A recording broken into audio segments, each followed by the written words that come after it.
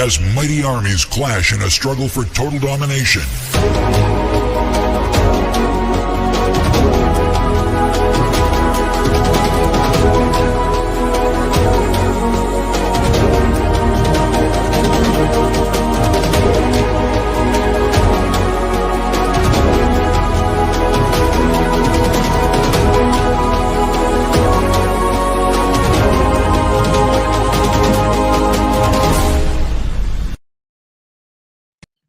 Hold on.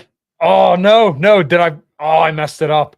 I was What? going to do the watch post 0 right afterwards. Should we roll Oh, that? do it. Play it.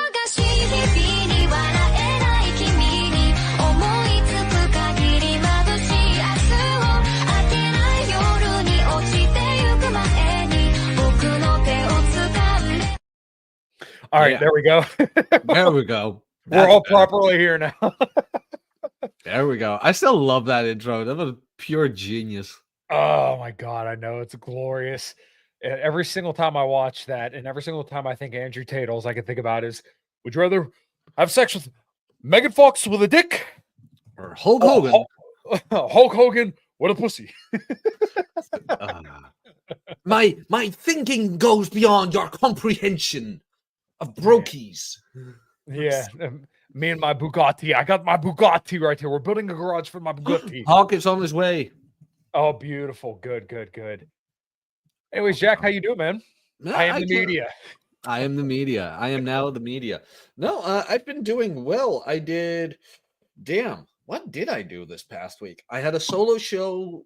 And Dante was there. Then I did a show with Cappy on Friday, which was a lot of fun. I hosted Rule Zero, which was a lot of fun, and now I am here. Had a lot of fun at my job. Still did not get permission to do bench work or chest work. Luckily, I was genetically blessed with that, so I'm hoping I won't lose it all. But I also did some digging on kind of the most bang for your buck chest exercise, which is the low incline chest press. Lowest incline, apparently. Really? Mike Israel, Dr. Mike here. Yeah, he mentioned that. Like, look, if you want to have, like, out of all the chest exercises you can do, just do the low incline dumbbell bench press, and you'll be fine. If gun to the head, like choose one exercise. He's like, you're not going to do one exercise, but if there's one gun to the head, or you're going to like kill my Jewish grandmother, as he said it, then I would pick that one. I was as soon as you said incline, I was thinking decline. I'm like, why would you do decline? And then it started clicking, the gears started turning. But no, decline bench press is dumb. People always say that's like a great way to pull a pack. I've never done it. No, so. we have a decline bench in the gym. Nobody uses it. Oh, it's for your lower chest. It's like, that is not how your chest works. Well, on top of that, everybody wants to develop the upper chest. Your lower chest is already typically overgrown. Yeah. That's what people want. Here you go. Yeah.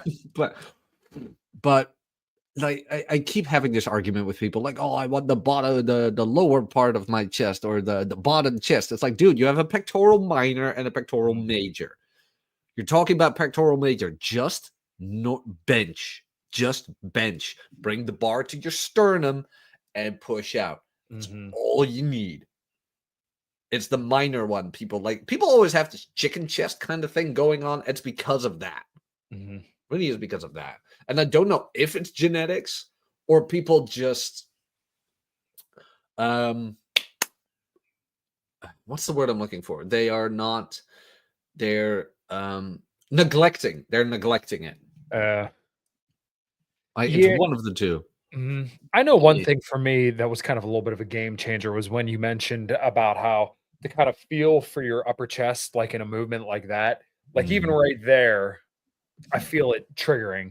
But yeah, it's basically the range of motion, and like that's going to be good for like your like an incline press, like you were saying. So we have it's a more steeper incline press at the gym, but then typically I like to do dumbbell presses, like you said, like a lower incline, because I think that feels best. But like when you go too high of an incline, then it's almost like you're starting to shoulder press.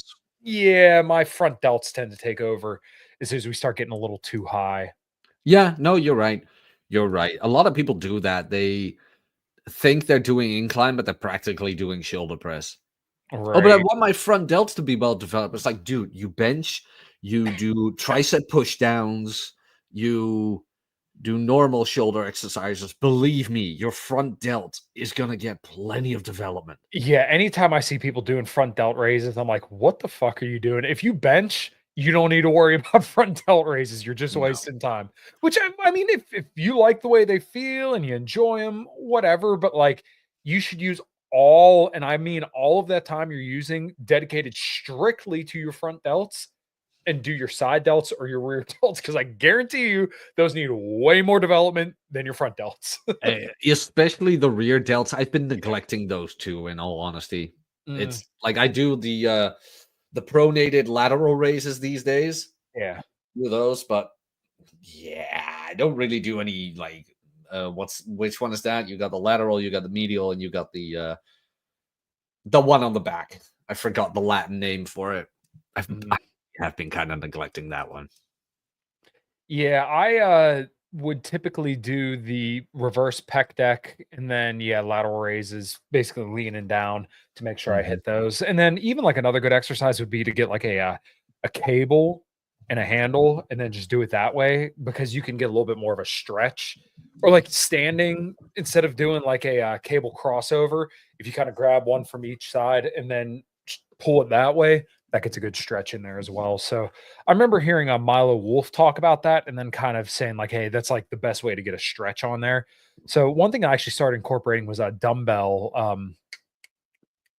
flies. I never did them before, but just a slight incline in the bench. And then, obviously with a safe amount of weight, because you can really fuck your shoulders up if you're being a retard about it. Yeah. Uh-huh. So usually I only go like 25, 30 pounds. And then, How many, like, what I do, especially, I mean, I'm not gonna lie, dislocating that vertebrae didn't give me a wake up call where it's like, it's coming. Like you're almost 35, you're heading towards 40. You're gonna have to take a step back on the heavier lifts when it comes to shoulders. So I'm not gonna say I'm never doing shoulder press again because I love the shoulder press, but I'm not gonna do that towards 135 anymore. I was so proud that I managed to pull it off, a 135 shoulder press. Yeah. Almost at body weight in sets. Almost. I mean, that is an achievement. In all honesty, that is an achievement of strength, doing body weight shoulder presses. But now it's 20 reps, sets of 20 reps. I don't care about the weight anymore. Just get that burn in. I don't care if it's 2 pounds. I don't care if it's 4 pounds. Just get the burn in there and be done with it. Yeah. Hold up. What's up, man? What's up, Homo? I come on here and Jack is talking about like the burns he's getting from taking it up the ass. It smells like burnt rubber and Vaseline all of a sudden. Oh God, no. Jeez. Yeah, Jack, I hate to rain on your parade, but this morning I started off my shoulder pressing with it would have been 95 pounds for 10 reps, and then I went to 135 and I did 1 set of 5 and then 2 sets of 8. Well, you are a bit heavier than I am. I am. Hefty boy. Yeah. It is what it is. It is. But then we got Red Hawk, who can't even break a twig. So, Hey man, he is one. He is one. Hey man, still, I could cheat in the face. I'm missing the Glock right now. Yeah. That would have been perfect. Like, hey man, but still, I can shoot you in the face. Yeah, it's on the other side of the room right now. I don't feel like getting it. You always need to be prepared, man. You never know what's going to come in there. I'm pretty sure mine's in the bedroom. It's kind of funny. My wife has all these little fucking like Disney and Star Wars purses, and she has a gun in each pocket of it. Amazing. Oh yeah, she's awesome. So I kind of regret not becoming an American, but you know, maybe one day. Yeah, you would have been the first guy ever to I know. yeah, you'd be the guy who wanted to get his immigration through, and then you'd be the guy to divorce.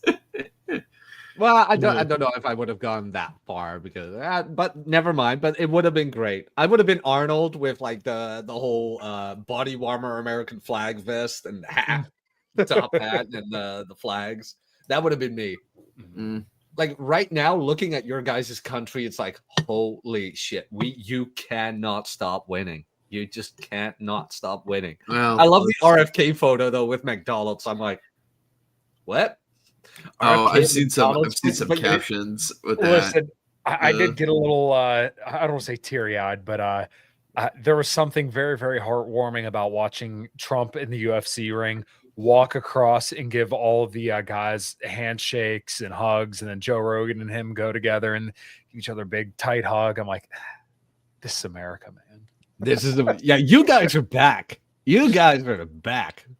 Well, let's Protect that man at all cost. Protect yeah, him. well, we'll see what happens when he actually gets in there. But I'm very optimistic. So we'll say Is that for the very Ron least. Paul thing? Is it confirmed?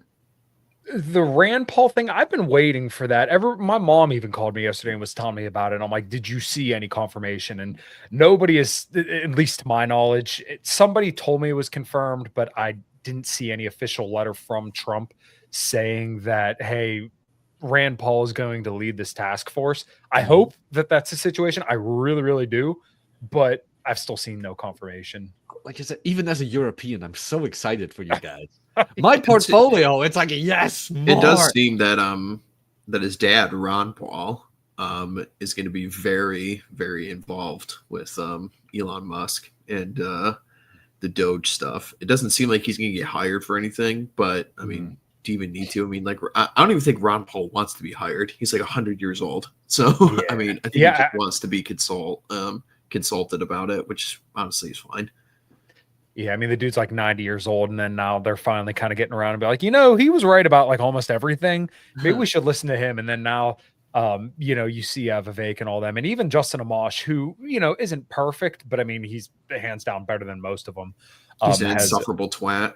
Yeah, but... he can be, but I mean, he's been, he basically votes the vast majority of the time with like voted with Thomas Massey. And then I saw Vivek reaching out to him saying, hey, send those receipts over about government waste and fraud and stuff like that. So I'm like, all right, well, that looks pretty good. Justin Amash, I think, threw a lot of his credibility away during the Trump years, which is sad because he's got a huge case of TDS, which half the right wing space apparently has now too. But it's, in my opinion, he should be remembered like a Thomas Massey. But like Hawk, like you said, his Trump situation, just he couldn't help himself. And I think some of that comes from Trump's relationship with that certain country over there and how Justin Amash is a Palestinian. But once again, if he would have been able to put that aside, then I think there would have been a lot more to gain for everybody involved than, what we have now.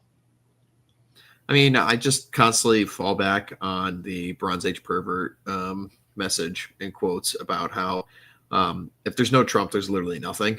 It would have just been 200 years of Mitt Romney's literally for forever. It cannot be overstated how much of a great man of history Donald Trump is, and just how immediately he switched the entire political discussion for the entire planet on its head the second he descended the escalator in 2015. So, I mean, we owe a lot to this man. Simpsons were right. Yeah. Simpsons were right. But I mean, I love the Simpsons predictions. predictions. That someday where like the idea had been put in his head even in the 80s, I believe.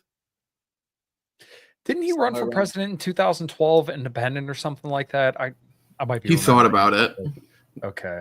Yeah, I remember there was rumors. There were like polls going around at the time when Mitt Romney was like the Republican primary candidate, and a couple polls. Well, again, they're polls, so how much are they even real to begin with? But there were a couple of polls that suggested that Donald Trump was like the favorite among like all like Republicans when actually pulled on the issues and shit like that. And he claims that was the huge like impetus for him actually to start running in the 2016 campaign. But Okay. who knows?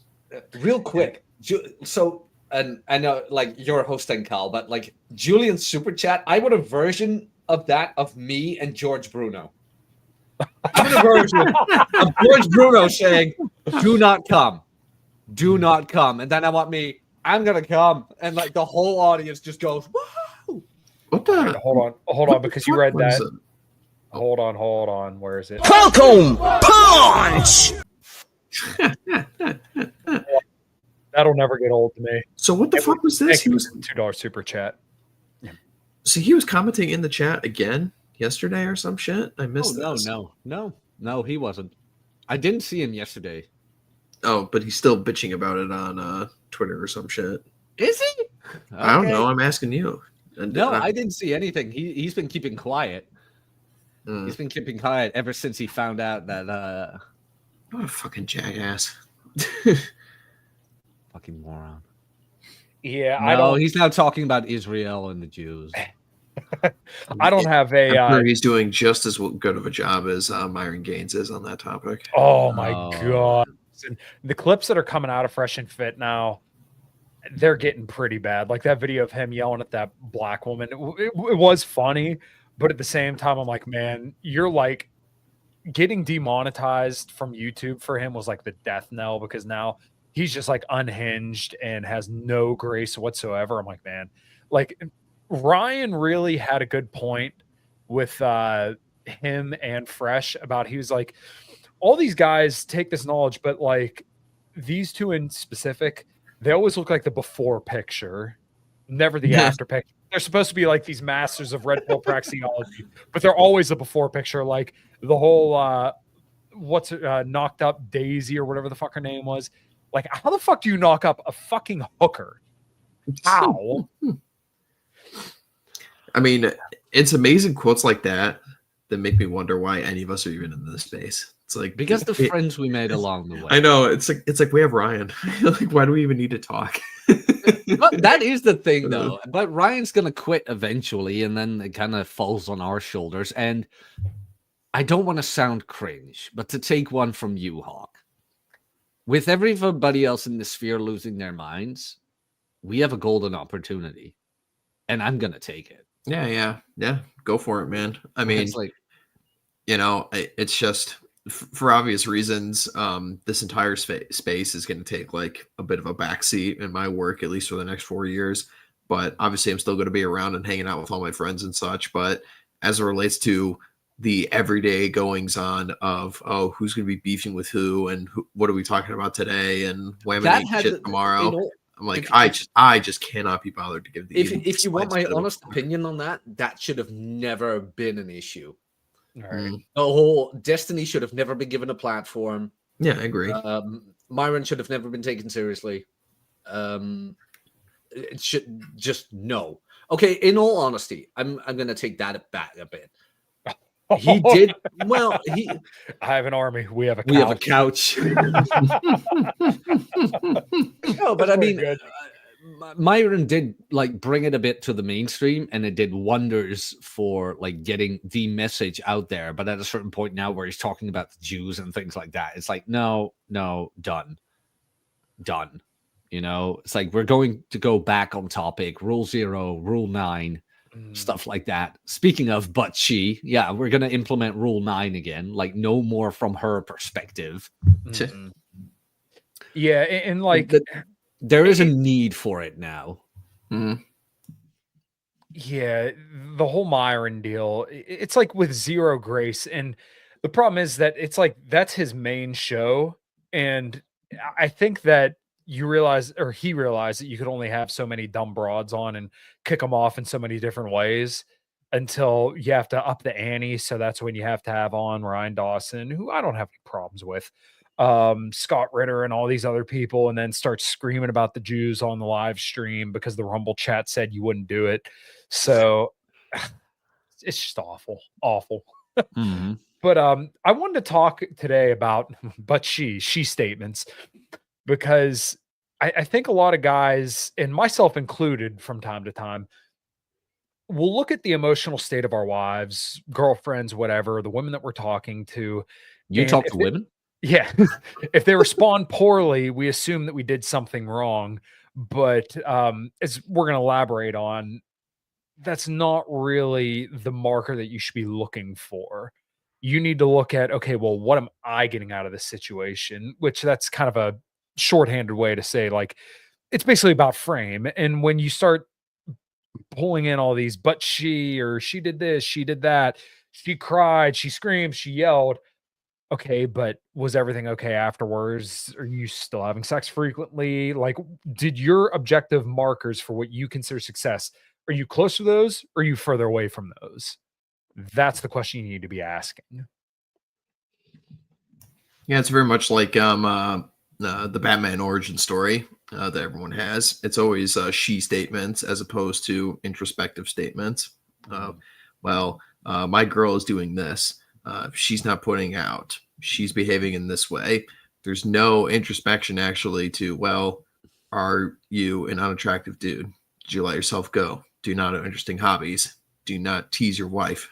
No, any of these such questions need to be brought up, because at the end of the day, the only thing you can actually change is about yourself. And she can either come along and change with you, or you move on to the next one. Now, of course, there's a lot more nuance into that topic, but I'd like to hope that at least the post-zero crowd is a little bit higher IQ than your average, bear. Yeah, I would like to believe we respect the audience on this channel. So, Jack, Do you, by coincidence, have the Reddit post of the guy whose wife freaked out at him for having a Lego room? Do you no. happen to have that? Oh, this is what didn't like Billy Pratt tweet this out? Yeah, Billy Pratt tweeted this one out. So why I want to get into that one, and maybe I can find it because Archwinger replied to it. Let's see.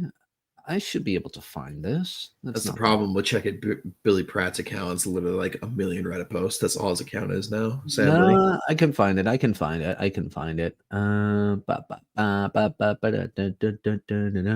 Hey. Yeah, there we go. No, almost. There we go. I got it here. It was Reddit lies. So, I'm going to share the screen. Good. Does anybody know, by the way, which song I'm humming? Because I keep having that stuck in my head, but I don't know which song it is. It sounded like the song from Super Mario when you grab the star. No, that is. Yeah. Okay, here we go. I, 27 female, screamed at my husband, 28. Dude, you should be dating way younger. Over his hobbies. There we go. And now he's changed, and I don't know how to fix this. You want me to read the whole thing? I mean, you could kind of read a paragraph or sentence or two, and then we can kind of comment as necessary, kind of usual. Yeah.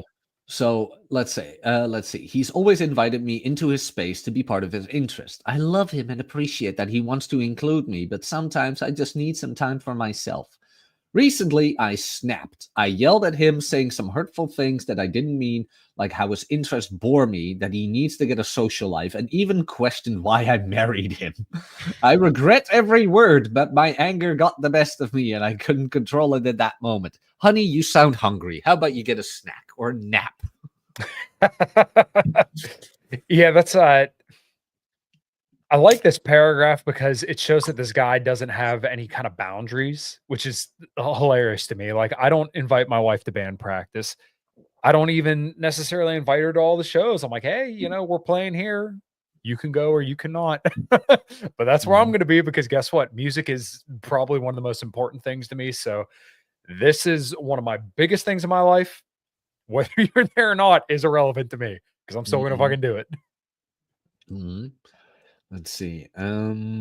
Because what is interesting as well is how he handled this. So he stopped spending time in his room, moved to sleeping on the couch, barely talks to me, ignored our usual tradition of watching our home soccer team play. working on his laptop, breaking the no work at home rule. Well, there's your So- problem right there. This guy's a European of some kind. How do you know? He's talking about soccer. No Americans talk about soccer. Fuck that Oh, sport. wow. That you caught that. I didn't even see that. Blah, blah, blah. So he's diving into work. He's being a bit passive aggressive. She apologized, but he said, it's okay. Maybe you're right. Shut down any attempts to talk about his interests. And yeah, that's kind of it. He sleeps on the couch. He ignores her right now. And he's diving into work, kind of admitting, almost like defaulting in her frame where it's like, yeah, well, you know what? Maybe my hobbies are stupid, but I'm pissed off you said it. So what, in your guys' opinion, could he have done better? Well, first of all, his reaction is just like he's all butthurt about it. I mean, I am not sleeping. I remember, like, I think it was like Bill Burr or somebody had a joke about this, about sleeping on the couch. He's like, I'll sleep on the couch if you can move me to the couch. You know, it's like, are you fucking kidding me? I am not. I'm paying for this house, paying for this bed and shit. No, I'm not sleeping on the fucking couch. Fuck you. You could go sleep there if you like. There was only one time I went to another room and slept there. There was only one time where I was like, yeah, I am not dealing with this. And I just, no, I exited. I just exited where it's like, yeah, no, I'm not dealing with this tonight. I want a good night's sleep. Goodbye. Yeah, it's kind of like being relegated to a man cave. That's kind of like the ultimate show that you're completely in her frame, is if you have to say, like, I have a man cave. Like, this is my fucking guitar room, but you're not kicking me out of bed. Downstairs, the shit that's there, it's there because I want it there. We got new carpet because I'm like, nah, you know what? We need new carpet. It's not this. If you say I have a man cave and that's where I go to hide away from my wife and drink with the boys, you're done. You lost. Yes and no. Like, the man cave has become a bit of a meme. I don't think it's a bad idea for a guy to have a room on his own. No. But I No. mean, the concept of I'm doing this because this is where my wife allows me to have. That's my overall. Yeah, the point. allow part. Yeah, is the exactly. big one. Exactly. Yeah. That's the thing. It's like if you're in the realm of already talking about it and being in like the meme, you know you've already lost. Mhm. It's like why do you have to brag about it? Why do you have to talk about it? Why do you have to use like the approved language for it? It's just like, no, this is just a part of the house where I like to hang out. This is my office. This is my Yeah. studio. In the case of Kyle and his whole background and such like that. Like, no, this is just my space. No, but like it's, I don't know. It's just like the term itself sounds gay. Yeah. What I find so odd about this situation is, like, she has admitted to it. Like, yeah, I've been a C word. I should not have done that. She takes responsibility for it, and he's still being passive aggressive about it. Oh, Is what I'm noticing. Like, she mentioned, I apologize multiple times, etc., but he stays on the couch. He doesn't even partake in his hobbies anymore. And now he's indulging in work, where it's like, okay, what are you achieving here? Because you're not fucking your wife, you're not enjoying your hobbies, and you're not getting anywhere. Yeah. So what is it you want? Yeah, Because exactly. First of all, he could have nibbed this in the butt right away by saying, like, hey, you're being a bitch, and we're not doing this. That could have been one. Or, like, okay, you know what? He could have ignored it, or said he could have not replied to it, indeed took his distance, and then when she came crawling back, be like, you know what? Yeah, you were a bitch. At least you're acknowledging it. Here's what we're going to do from now on. We're good. But now he's just stonewalling for stonewalling's sake. Yeah, this is just Scoreboard. This is scoreboard shit. Yeah, very much so. I mean, this is just being a bitch for being a bitch's sake, basically. Yeah. Yeah. This is what are you achieving from this? You already got yourself in like the worst situation by not, responding correctly, and now you're just gonna do this for forever? Like, what do you hope to achieve? I mean, she's already said. Exactly. Yeah, it's like she said. She said she's sorry, which is the only thing she can do in the parameters of this situation that you've just laid out for her.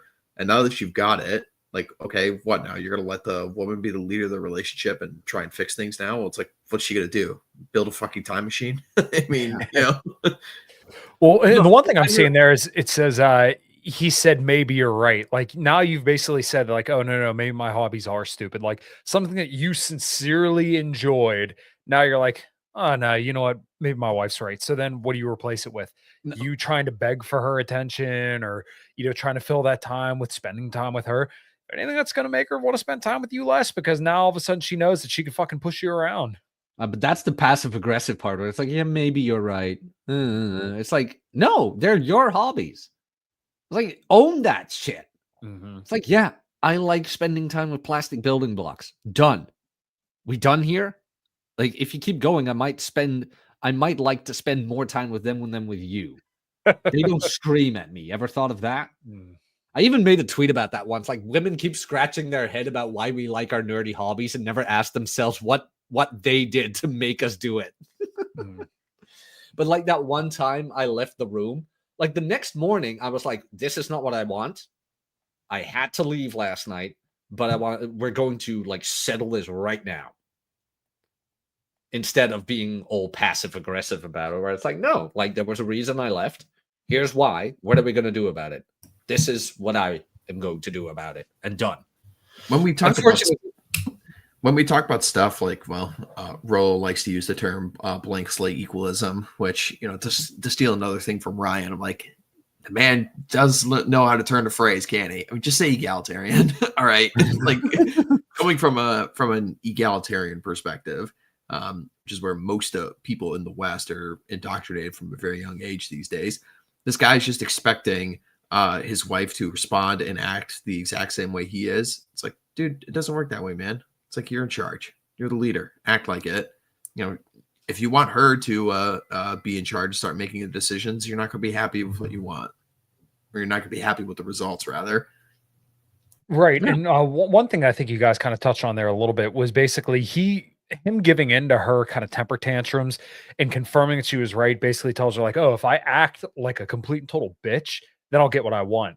Whereas instead, if she starts bitching once again, it's, oh, I'm not putting up with this. Like I refuse to give this any air. That's exactly what he's doing. He's giving her what she wants while being miserable about it, in the hope that she sees how miserable he is, and then will say, you know what? I don't want you to be miserable. Go enjoy your hobbies. It's like, fuck. Yeah. It's a validation seeking behavior essentially, because he wants basically permission to enjoy his hobbies, where now once again he's completely caved to her and then let her know that, oh, I'll give you all the attention, I'll give you the affirmation of being right if you just treat me like shit. Which once again, think about the mental loop that you're kind of developing there, where basically, oh well, if she treats me like crap and then I don't get what I want and she gets what she wants, now she's going to continue to expect that from me, right? And like Hawk was saying, basically this is like this egalitarian mindset where you think that, oh, she's a rational actor in this situation, and if I just explain myself or just do this, then she'll fall right in line. But it's not going to happen. Yeah, like this guy needs to read No More Mr. Nice Guy. That's what he needs to do. Yeah, I mean, on the comment as well of like looking for validation for your own hobbies, and this guy literally just caved completely in by just having one conversation. I mean, that actually does probably show that there is some issues in the relationship that the chick is having. And because, like, number one, the guy's going to cave immediately, which tells you that he knows he's fucking up, but he doesn't know what to do about it. And now he's going to be acting all butthurt because the wife brought it up instead of actually fixing the problem. When really, like, I don't think Rollo's wife is bitching about him playing Warhammer. No. Because he's got his other shit taken care of. So, I mean, this is an indication of other problems that are going on, and this guy all but confirmed it just with his response. It's like, oh, I'm ashamed of having this hobby, but I'm actually running away from not doing something else I should be working on. But instead of, actually, as much as the term is fucking cringe, pull myself up on my bootstraps and actually work on the issue, I'm just going to sit and mope about it, and hopefully my wife will fix it. Yeah, but she's not gonna. By the way, Hawk, check the private chat, if you please. Oh, hold on. Well, anyways, while you guys are breezing through that, Stripper, thank you so much for the Canadian $20. Different perspective in this. Many men, before they let go of their ego and covert contracts, run to this. Her words basically told him that he has no value to him other than the identity she deems. I hopefully kind of patch that up. It was a roundabout way of her saying to him that she loves him for what he does, not who he is. It's a tough pill to swallow, and he is trying to sort out his value to her and has been shut down. That's all right. I appreciate the Canadian $20, which I think is like 2 pennies here in American. Let This is me not American money. Falcon punch. yeah, you Fuck you. Yeah. yeah. Oh, dude, I love it. That video never gets old. I know Nuke had a pretty good edit on that as well. But I had something right on the tip of my tongue and it completely slipped my mind. But where was I going to go with that?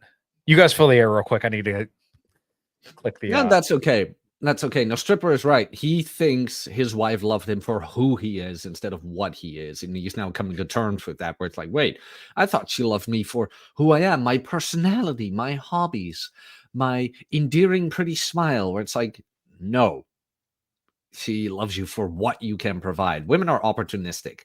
They cannot love you as you want to be loved. Doesn't mean they can't love you. They can, but just in a more opportunistic sense. And then people will scream at me like, oh, it's all transactional. It's like, buddy, all relationships are transactional. I didn't want to hang out with Hawk if it didn't make me feel better about myself, you know? I actually feel big when I walk next to him. It's like, oh, yeah, I'm finally at Hards. No, I mean, you just benefit so much by my big throbbing brain, you know, just by being in my presence. So, no. I feel it pulsating next to me. Yeah, I'm like Yakub.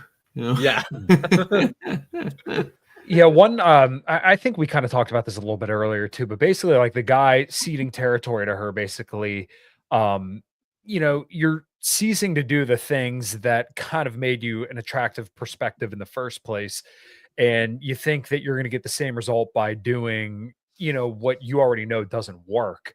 So like, you know, she's attracted to you because of these things that you're already doing. So when you see that territory, then once again, now you're no longer going to be in that same area, if that makes sense. How do you mean? So basically, like when my wife first met me, I was playing in a cover band and I was a lot bigger than I was, but I mean, I'm still doing all the same things today, working out consistently, playing music, doing the podcast, being a sociable person. If I stop doing all that, then do you think that she's going to still respect me as the same person if I'm No. doing something completely different? Exactly. Because basically that's telling her that like, oh, I'm submitting to your frame and I'm doing what you want rather than, hey, regardless of what you want. Yeah. I've made that mistake. Boys, learn from me. I still cannot stand stonewalling in the silent treatment. I can't. And what I tend to do is drop everything until it is fixed. Biggest mistake. Biggest mistake ever. When she gives you the silent treatment and stonewalls you, you keep doing what you're doing. That is the only defense you have against it. Just keep doing what you're doing. If you have a client, go to the client. If you are supposed to go to the gym, go to the gym. It's not you who decides to play psychological warfare. That's her. And she can only fight with somebody who participates. And to that point, yeah, that's kind of what I was saying earlier, is basically you're rewarding her with the attention and affection by trying to say, oh my God, what did I do wrong if she's stonewalling you? When it's like, all right, no, if you want to throw a temper tantrum, you're free to do that, but I will not fucking participate in that. Yeah, and that was a hard pill to swallow. It's like, yeah, no, you have to realize, because like I'm I value time a lot. And when time is wasted on something like that, I think to myself, no, we're not going to waste time on this. But the thing is, that is not up to me to decide. That's up to her. Now, if she wants to waste her time with shit like that, that's her thing. The relationship is her job, and my emotions are not hers to fix. No way, other way around. Her emotions are not mine to fix. But that is, and not every guy can do that. That is something you have to go through. That is just something you have to learn the hard way. You have to go through to learn to let that go. You are not the one deciding to waste time. That is on her. And that is on her to later reflect upon, like, oh shit, we could have had so much more fun, whatever. Yet I decided to do X, Y, and Z. It's not on you. Not on you. You make the best of the time that you have with or without her. Which paradoxically, the cruel joke of the universe, often gets her to join you again. Well, that's the Like, thing. how do you get women, not want them? I know, right? Well, like that's the thing, right? And back to this Reddit post that we saw, it's like this dude is expecting. Do you guys ever remember that old clip or that old cartoon they use for education purposes? It's kind of gay, but it actually makes an interesting point about if you judge a fish by its ability to climb a tree, you always think it's stupid. Mm-hmm. Basically, what the guy is doing is he's envisioning his girl to be the mold of the relationship. It's like you're judging her for something that she can never be. You know, it's like what do women want? Well, they just want more. You know, they're formless, faceless, malice. You know, they need to be molded by a man. They're not going to be able to make something for themselves in this regard. They're not going to be able to make the boundaries of the relationship. You know, that's your job, not hers. And she will get in line. They crave this kind of stuff, man. Like they love order. It's nuts. Well, you know, Hawk, to your point, though, is that if she doesn't go along with it, then you kind of know what you need to know then, because she's telling you straight up, like, oh, no, I don't want to follow you down that. So once again, you get your answer either way. There's no mixed message in this respect. If she starts doing what you want, then you know, okay, well, then she's clearly into it. But if she doesn't and she walks away, then you kind of know, all right, well, maybe it's time to move on. No, that's the thing, the 1,000-foot tow rope that Ryan wrote about, where you can head a direction and your wife has a choice. Either come with or get out. She's either in or she's in the way. And then you just have to decide to go through her. Giggity. Yeah, I think a lot of guys like to play Captain Save-A-Ho, and I know I was definitely guilty of this. You know, in a prior life where all your girlfriend's problems, anytime something happens, you have to be there, you have to be attentive, and you have to give it full attention and do everything you can to make sure that you kind of repaired everything to the best of your ability. And even at that point, you still don't think you're enough. But you know, Jack, much to your point, it's like her emotions and her problems are her problems and her problems alone. And she has to decide whether or not she wants to give that air and attention and time or not. You know, that's not upon you. But Well, again, it's back to that egalitarianism stuff because guys think to themselves, they view women much like they view another dude. Because listen here, dudes, we don't have very many problems, but when we do have a problem, it needs to be fucking fixed. All right. And you think in your brain, oh, well, she's a girl. She's got a problem. Let's fix a problem. The problem is there to be fixed. Well, women have problems over the most mundane shit in the world that a guy would never think about. If you spend your entire day trying to solve her problems, you'll never fucking stop, you know, because most of her problems are bullshit. So, you know, I don't know. I've made my point. no. Well, to everybody's credit, though, saying it is way easier than doing it. So if there's a guy who's listening to this, I'm not going to sit here and say I'm peak alpha male, heart of stone, water off a duck's back. It isn't. It really isn't. However, to me, it is a good mental model to have to know that if shit hits the fan, it's like her problem, not yours. Her problem, not yours. Do everything you can to be distracted because I am not kidding. Silent treatment and shit like that, that is my Achilles heel. Where it's like, nope. Do whatever you can to not fall into that. Because that's the horrible part about women too. As soon as they find that chink in your armor, they will exploit it. Yeah. They will exploit it to the fullest. It's like, oh, he's gonna fold. I got it right where he wants. Do not fold. Do not fold. I'm gonna fold. Yeah, there have definitely been situations where my wife does have a temper sometimes, and I've definitely been in the mindset of, oh, what can I do to calm her down? And then you kind of feed into it, and then you realize nothing you can do will actually calm her down. In fact, most of the things you're going to say, you're going to do, probably going to make it worse. So, much to the point I've been making throughout the show is just can't give it any air.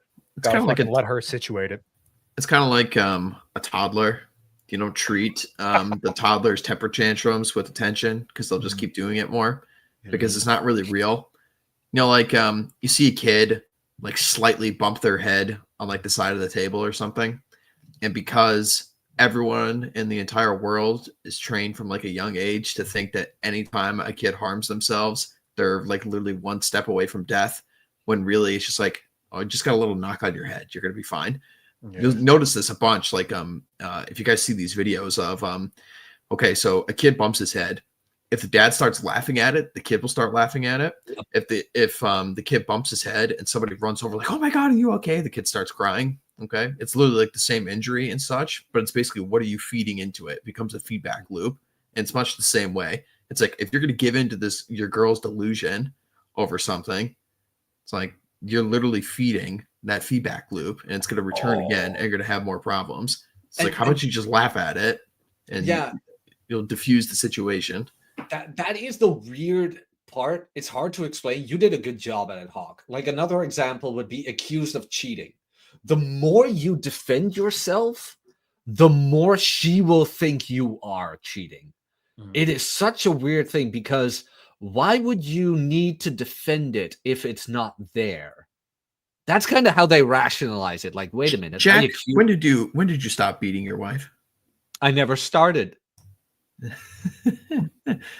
Your turn. Nah. I was prepared. Yeah. No, I was just prepared, one of them but- questions. Yeah, exactly. I remember the former main play. She actually did this. The first time I heard this, I could not believe it. She threw the "Do I look fat in these jeans" at me.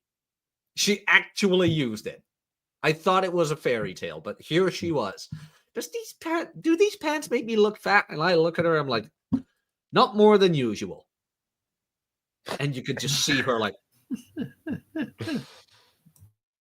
wait, what? I'm like, not more than usual. Wait, are you saying I do look fat? I'm like, not more than usual. So usually I look fat. Not more fat than now. She just meltdown like 404, like, and then she left. Yeah, there was a coworker of mine, and I want to keep this. I don't want to reveal too much. I know he's not listening, but like, he had said a certain word that rhymes with trigger, and his girlfriend didn't know that he said it. And his girlfriend didn't know that he said it, and apparently the next day or on the way home from a certain event that we were at, he had said, "Oh, we might be breaking up." No, it was we were at a friend's house, and he said, "Me and her may be breaking up," and I'm like, man, if you can't say a word around your girlfriend, I think you have bigger problems than just a word in your language. Mm-hmm. I use that as my safe word to make sure that they say it.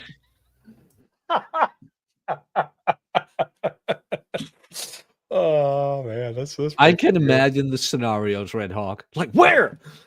No, honey, it's just a safe word. Oh, okay. Continue. Yeah. The only time. Get down! Yeah. Get down! Yeah. Safe. But I'm light, I can't see him. Yeah. Safe. What? What? Hey, listen, I'm trying to give him a good rap, okay? I'm doing my part. True. But yeah, the whole, it's a weird phenomenon to explain when those things happen, where you get accused of something, or it's the double bind. Am I saying that correctly? Where you're damned if you do and you're damned if you don't. The more you defend against it, the more you are acknowledging its existence. Yeah. Which happens a lot in politics too. I'm sure you guys have seen it. And it's women do this a lot. And the best defense you have against it is either fogging or agree and amplify. Like, I know you're cheating on me. Like, wait, today, yesterday? Like, which one? Okay, which one did you find? That's the only thing you can do. Agree and amplify on it on fogging. Well, I haven't cheated in you in 2 days. That was 3 days ago. Who cares? And that would be a good one. I wonder what would happen if you say that. It cheated on me. It was 3 days ago. Who cares? I mean, like you brought up the politics point, Jack, Yes. and one of the most amazing ones that I'm sure everybody in the audience is familiar with is the famous line by Donald Trump that they've tried for, I think now 8 years now to continue pinning on him, and he just alpha chads it every time, and all the guys just laugh with it because everyone knows it's true. They say, "Oh, did you say grab him by the pussy?" And Trump's response was, "Well, when you're famous, they let you do it." Just obviously fucking true. Everyone knows this. I mean, how many cases of Harvey Weinstein and everybody else, like rock stars, movie stars, everybody knows this shit. All right. Everyone like pearl clutching over it. It makes them look like a fool. And Trump could say, "No, I didn't say that. That's ridiculous. I would never say that." It's like, no, you diffuse the entire argument by agreeing and amplifying with it. Oh man, we should do an entire, I don't know if we should do it. It would be a fun idea. Do all the best Donald Trump remarks and explain them in game terms. That man has unbelievable frame control. It's stupid how good his frame control is. It's nuts. There's a lot you can learn from him. Remember, like, you called women fat, lazy pigs. Only Rosie O'Donnell. Only Rosie O'Donnell. Boom. Oh my God. I mean, you see it in debates too. And like, honestly, he's done this every single year with the media as well. I mean, like, when he went on stage at the debate and he said they're eating the cats and they're eating the dogs. I mean, like, who cares if that's true or not? Everyone now just has to react to it. And the media, because they just can't help themselves because they're fucking idiots, are now talking about, well, they didn't eat cats and dogs. They were just eating geese in the park. It's like, well, now you're talking about the issue. Before you wouldn't talk about it at all. It's almost he does this with every issue. He's not. It's not necessarily. He never learned. 9/11. I did the same thing. He said, "What was it? Tens of thousands of Muslims are celebrating 9/11," and then the media comes out. Well, Donald Trump is lying. There were thousands, not tens of thousands. It's like, I don't know. His point. I don't know if it would. It's not like fogging or agree and amplify, but when Kamala Harris, and she kind of played this one smart when they were talking about border stuff, and at the very end of it, she landed all these bullshit claims, and at the very end of it, she says, "Oh, and people get bored at Donald Trump rallies, so bored that they actually leave." And instead of going for any of the former stuff, he says, "No, my rallies are the greatest, and nobody leaves because they're bored. In fact, everybody's paid to leave your ralies," or something like that. I can't remember, but nobody even goes to your rallies. Yeah, I can't remember exactly what it was. But he, like I said, it's not agree and amplify. Basically, he like rejected her premise and just said, no, hold on. This is what it is. Remember the Rogan interview? Like, when you lost in 2020, you mentioned blah, blah, blah. And he's like, "Well, Joe, when I lost," oh, hold up. Let me rephrase that. I didn't lose. Let's correct that for I didn't lose. It's like I said, there's a lot you can learn from that guy when it comes to frame control, game, just a lot. Like, you don't even have to agree with him politically, which we do. I mean, my portfolio, man, holy shit. If I had one. Just his clever remarks, his snarky remarks, his everything. It's like, yeah, that's what you want. That whole irrational self-confidence. Yes. He's the first red pill president we've ever had. Pretty much. Hold up. Let me Stripper. How you doing, man? What's Hey, up? buddy. America. America. Look, I'm actually super happy for you guys. Like, it's kind of weird. I've talked to other people in other countries, and I have a really good buddy of mine who's American, lives up here. His wife is Canadian, and he starts to see it now. Like, as a Canadian, we keep a really close tab on what goes on down south because we are your largest trading partner, and America influences Canada very, very, very much so. So I'm super happy that we have the Trump man in office again. I'm excited for the invasion of Canada to commence because it's going to be cowboys and Indians again. How so? Do you mean? Do you mean like the libtards trying to come up here, or? No, I just want full conquest. Yeah, that's what I want. The war with Mexico and the one with Canada, right? That's what Well, you in want. all fairness, it didn't turn out well the first time. So Yeah, you Yeah, know what I well, you mean? had the burned the White House, right? Something well, like you that. had the British to help you. Yeah, I mean, one of my biggest things is being anti-war, but at the same time, man, you know what, Hawks, when him and I talk conquest, he's winning me over a little bit at a time because I'm like, man, could you imagine taking over Mexico and then leaving all of like the people there, but having a tight authoritarian government, but we would have just all this Mexican food and beachfront property. Like that sounds pretty good, Oh actually. man, Cortez didn't go far enough. You know, But stripper, the Aztecs are still here with us today, and they still need to be destroyed. Oh Jesus! Jesus Christ! But how have you been, stripper? What are your thoughts? I've been doing about well. I missed a good little chunk because I scrambled to set up, and my kids are loud, and I had to shove them off to the living room and tell them to shut the fuck up. So give me a quick recap.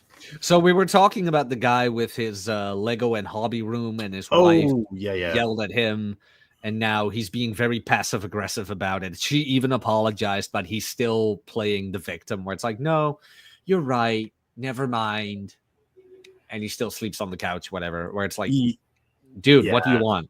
What do you want? She's already admitted fault. So just on a side note, the fucking sleeping on the couch thing is such a bullshit thing to do. I've never done it. I've always been like, fuck, you have a problem with me and you don't want to sleep in the same bed with me, that's fine, but I'm not fucking leaving my bed. That's a you problem, not a me problem.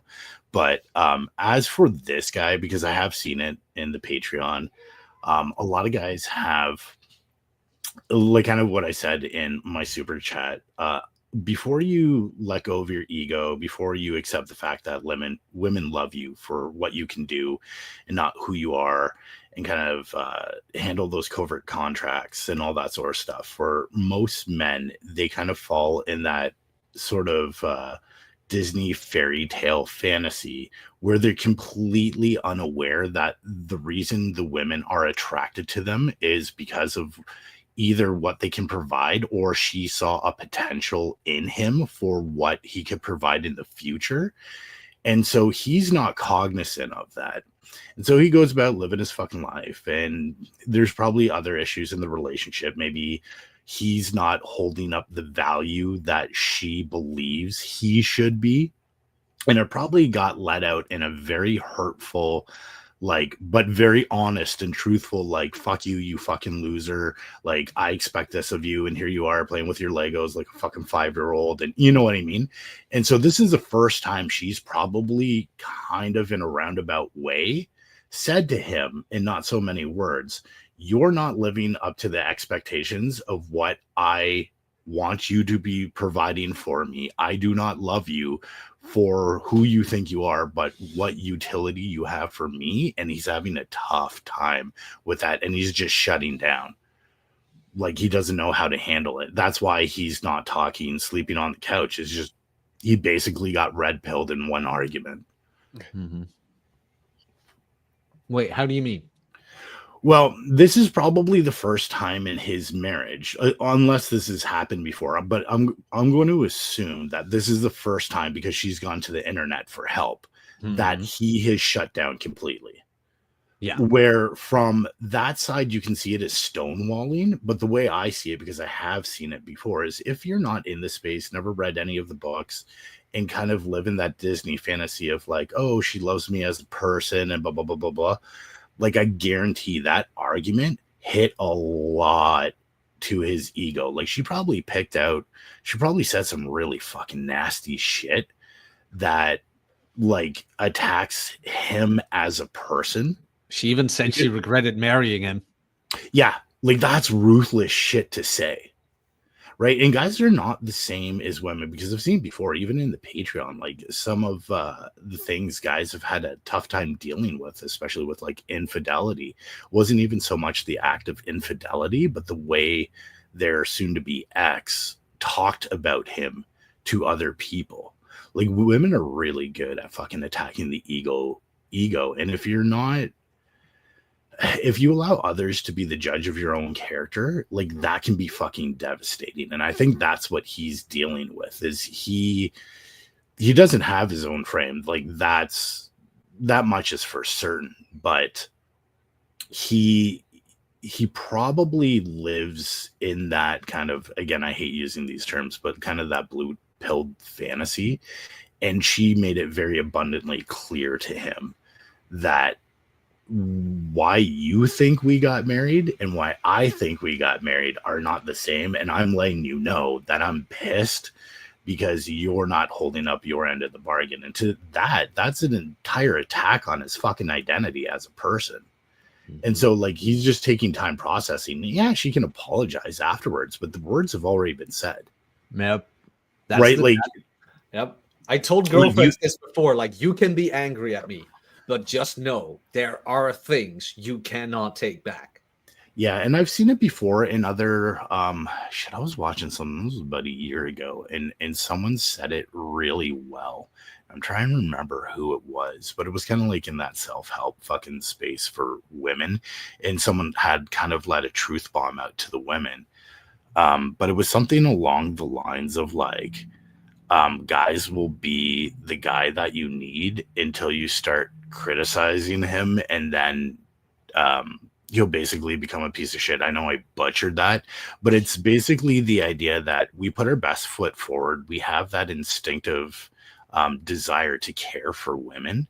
Mm-hmm. And if you got a guy to the point where he's kind of not talking to you, kind of isolated himself, it's not because he just woke up one day and decided that was the case. It's you've either in one incident, which it seems like this was, or through the course of time, have whittled away at that man to where he thinks, or at least he feels, that he's valueless to you. And that's a really weird spot for guys to be in. Yeah, Now, no, it is. Now, mind you, like, how do you read the material? Like, you read No More Mr. Nice Guy. When I say no, I feel guilty. Adopt like some of the mental models in this space. There's a different way of handling that. That's like fuck you. You don't like it, get fucked. Okay, like you don't like my hobby. Like, how much are you willing to roll the dice? You want to fucking divorce over it? Like, your call, because I'll fucking replace you.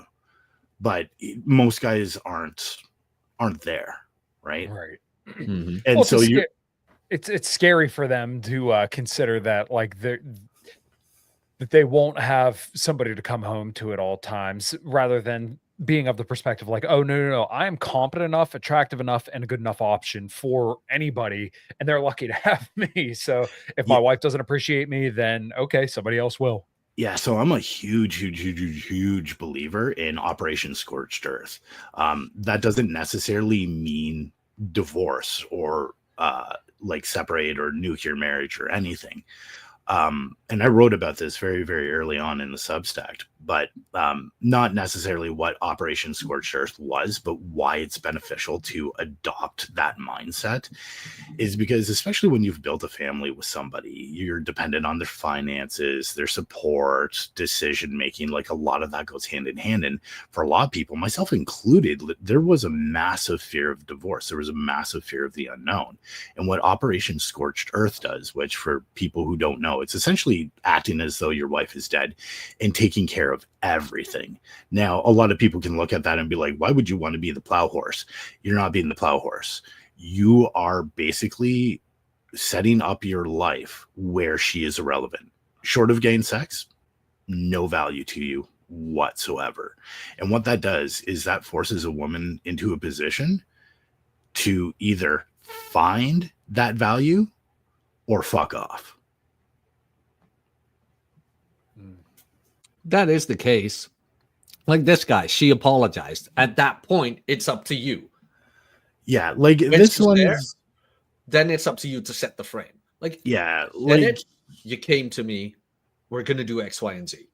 yeah, like this guy is he's not anywhere close to that yet. That's why he's sleeping on the couch. He's not talking. He just doesn't know how to handle it. Like, let's say I was still in the Patreon. Dude came into the Patreon. The first thing we would do is be like, dude, shut the fuck up. Like, let it go. Like, get past it. Like, have your feels, whatever. Like, we get it. But this is actually something I plan on writing about in the very near future. I haven't decided. But the whole revenge fantasy just fucking screws guys over so hard.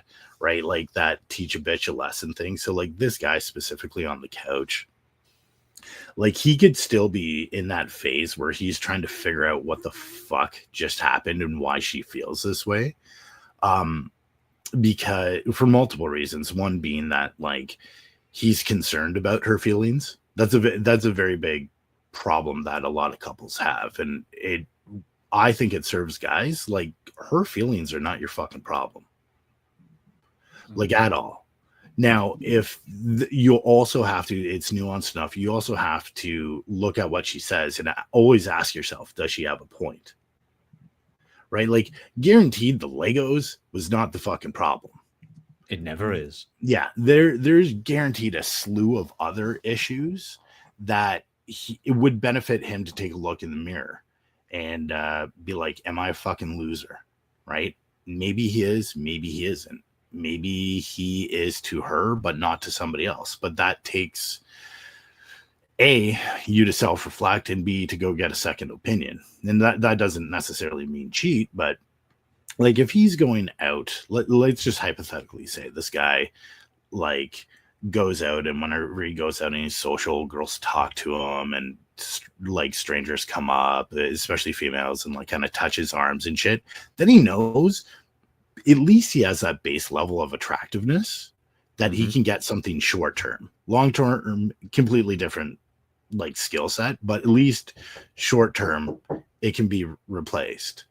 Now with that said, sorry, my daughter was knocking at the door when she knows better, and it kind of threw me off base. But like getting that second opinion is just like, okay, I'm attractive enough that the realm of replacing her isn't out of the possibility. Now, if he goes out and fucking girls don't even look at him, if he tries to be cordial and women are very short with him, one word answers, well, then, you know what? Maybe there's a reason why your marriage isn't working so well. So what is it? Did you gain weight? Did you stop showering?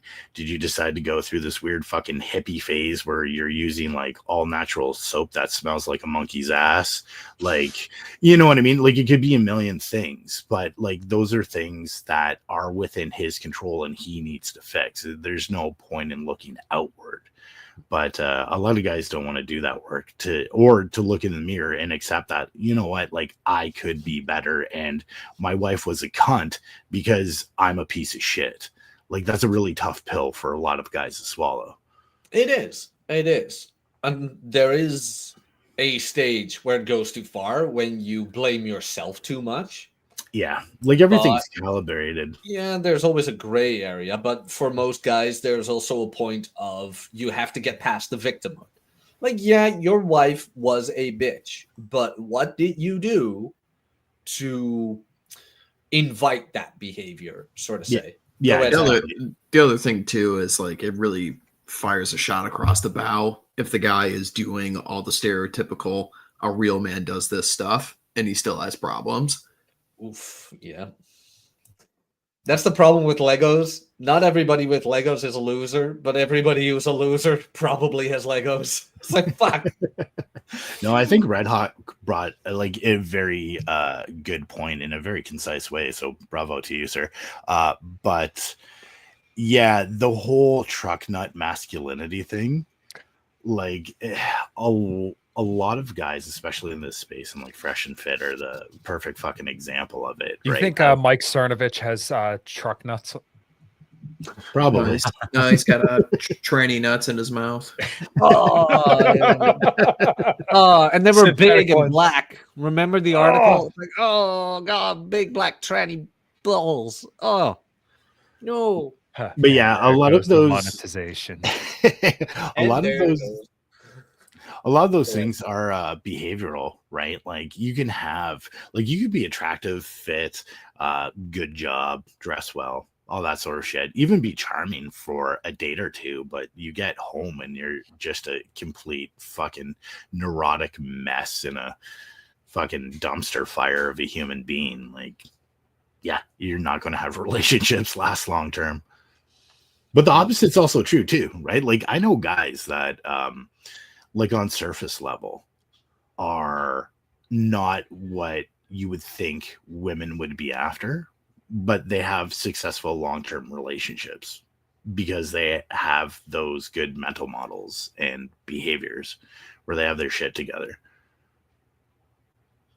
Yeah, they really, how do I phrase that? It's the hard part of be attractive, don't be unattractive. Is They the let don't be go- unattractive part? Yeah, they got the don't be unattractive part down, Yeah. which will get you farther in the long run. Yes, 100% it will. Like I think that's the that I think you actually dissected that statement perfectly, because I don't think a lot of people really get what that statement means.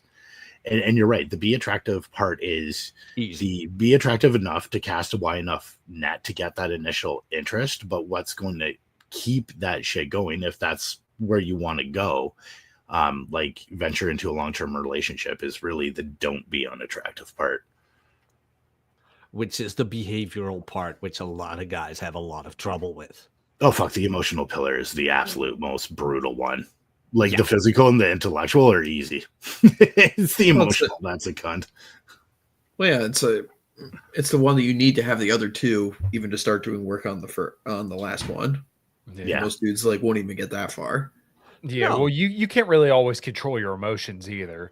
Like you're gonna have things that come up and you want to react to it, but it kind of takes once again a conscious effort of like, oh, if she's freaking out right now and I break down and I start crying with her, or I start deering right to her when she's at her fucking most pissed off, then this is probably going to push me further away from what I want, because as we've laid out throughout the show, you're giving in to her and giving her attention for acting like an asshole. Whereas once again, if you emotionally understand, okay, well, this is her problem, whatever she's going to do, she's going to do. I cannot control the way she's acting right now. All I could do is either feed into it or walk away. Yep. Yeah. Well, it's like the same thing as all right, if we're gonna put this in game terms, right? We're talking about something that's a very much like a late game tactic that you need to develop, right? Everyone talks about their favorite starter Pokemon. Not everybody talks about their team that they like to defeat the Elite Four with. Not everybody gets that far. It's very much the same thing here. Yep.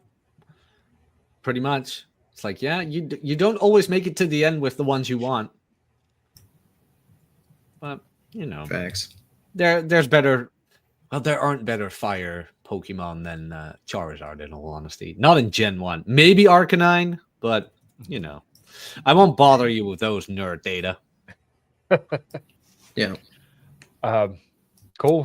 Stripper, you got anything else? No. Other than I'm writing on Substack a bunch of nonsense. Cool. Actually, you know what? Let me. Worst hold on. boyfriend in the world is my favorite. Oh, And he is my favorite new author. Holy shit, that guy. Oh, that guy says some wild shit. Like, I'm still trying to figure out, because he does so there's really three options, right? Either he's completely full of shit, either he's basing it on his real life and exaggerates, or it's legitimately who he is. But the way he writes and what he writes about, like, he's very convincing that that's legitimately who he is. Whether that's actually the case or not, I don't know, but his shit's entertaining as hell. Oh, his part about Viagra, like Viagra is for the short-term girls. The short-term girls you fuck all the way to hell. You fuck them until they feel no senses and until they can't walk again in the morning. That's who Viagra is for. Your girlfriend is for the sweet loving sex because you already got her. It's like, what the hell, man? You don't need to impress your girlfriend anymore. Oh my god. Did you ever read his post about where he like picked up some chick on Tinder and like did her in the back of a truck outside the trailer park of her parents' place?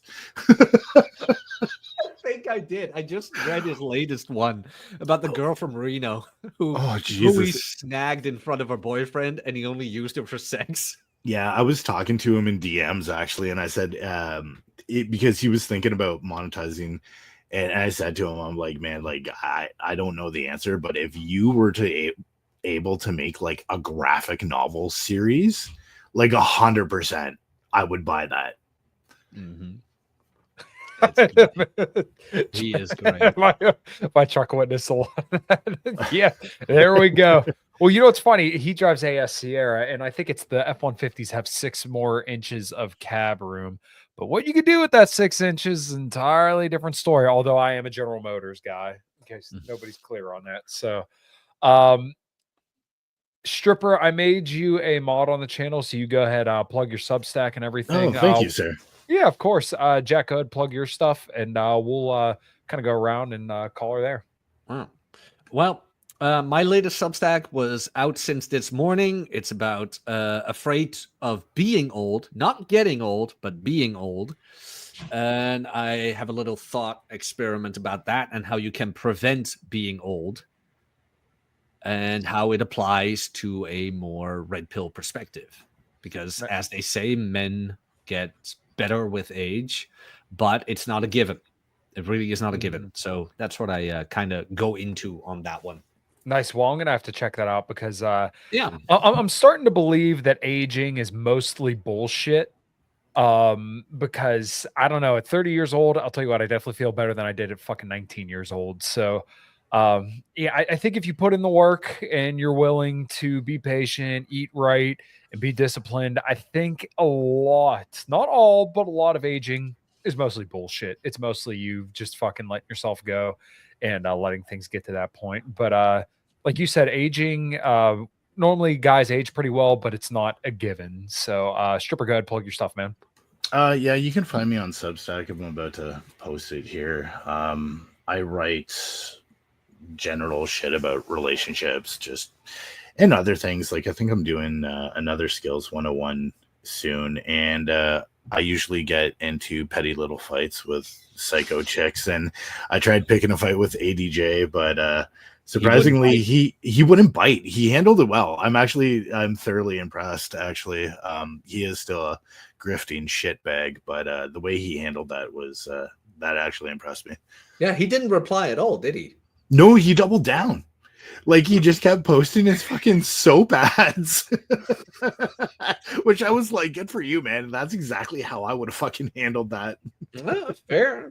Maybe he's learned through the years. Maybe he's finally learned.